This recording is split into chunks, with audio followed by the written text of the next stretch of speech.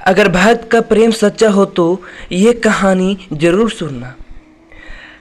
भगवान उसके लिए नंगे पांव खड़े हो जाते हैं। वही बात ये कन्हैया की कहने की क्या मतलब है। अपने भक्तों के लिए वह जाने कितने रूप धारते हैं और कितने रूप अनगिनत लीलाएं कर चुके हैं, जिनका प्रमाण हमारे धार्मिक ग्रंथों से मिलता है।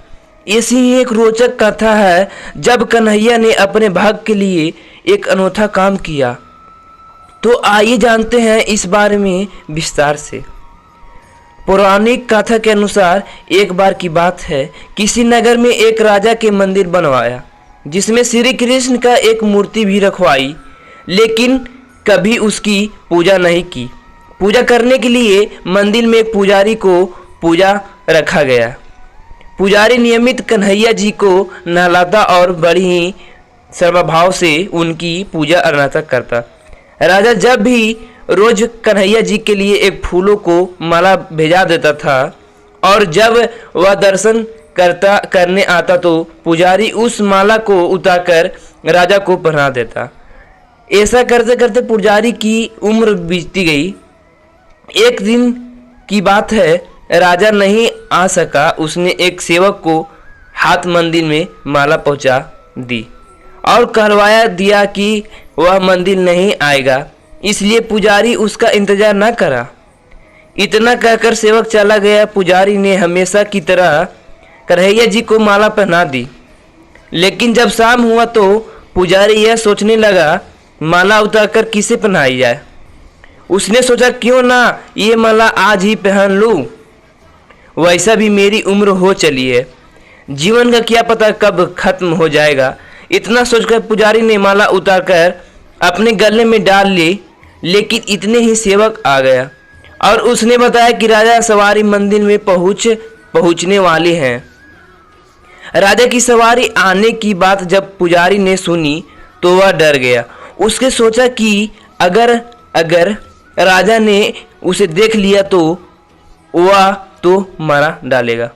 अनंत फलन ने पुजारी को माला उतारकर वापस कन्हैया जी को पहना दी।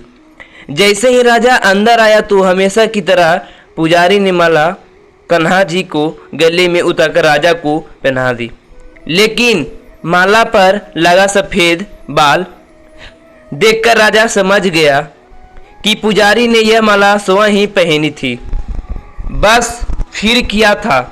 राजा क्रोधित हो उठे और उन्हें गुस्से में पुजारी से पूछा कि माला यह सफेद बाल कहाँ से आया। तब राजा की बात सुनकर पुजारी डर गया और बोल पड़ा, ये तो कन्हैया जी का है। अब तो राजा भी क्रोधित हो गए, क्योंकि कन्हा तो भगवान है और उनके बाल सफेद कैसे हो सकते हैं।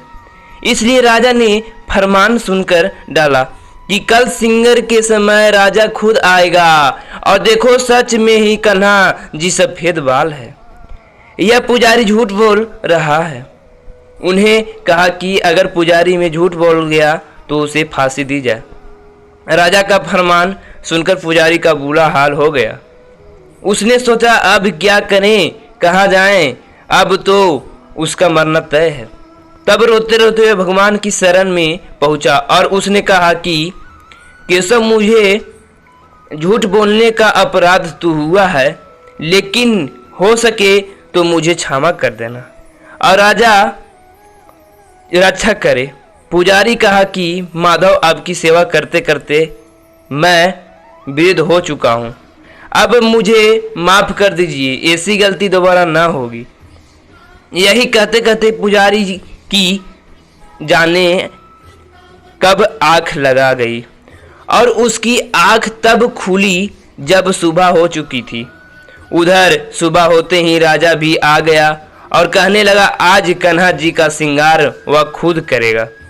ऐसी कहकर जैसे ही राजा को कन्हा जी का मुकुट उतार तो श्री कृष्ण के तो सारे बाल भी सफेद हैं, लेकिन राजा को फिर यकीन नहीं हुआ।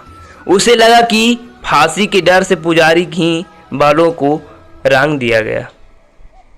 राजा ने सोचा कि क्यों ना कन्हैया जी का एक बाल तोड़ कर देखा जाए। उसके बाद राजा ने कन्हा जी के एक बाल तोड़ लिया, लेकिन जैसे ही बाल टूटा, कन्हैया के सिर भी खून की धारा बहने लगी। यह देखकर राजा भगवान के चरणों में गिरकर माफी मांगने लगा। तभी श्री कृष्ण की मूर्ति आवाज आई, हे राजन, तुमने मुझे केवल मूर्ति मात्र ही समझा, इसलिए आज से मैं तुम्हारे के लिए केवल मूर्ति मात्र ही रहूंगा। लेकिन पुजारी ने सच्चे मन से, पूरी श्रद्धा से मेरी भक्ति की है, इसलिए उसकी अन्य भक्ति को देखकर मुझे अपने बाल सफ़ेद करने पड़े। कन्हैया जी ने कहा कि भक्ति भी कभी सारांश नहीं होना चाहिए और सच्चे भक्त का लाज भी कभी जाने ही नहीं देता।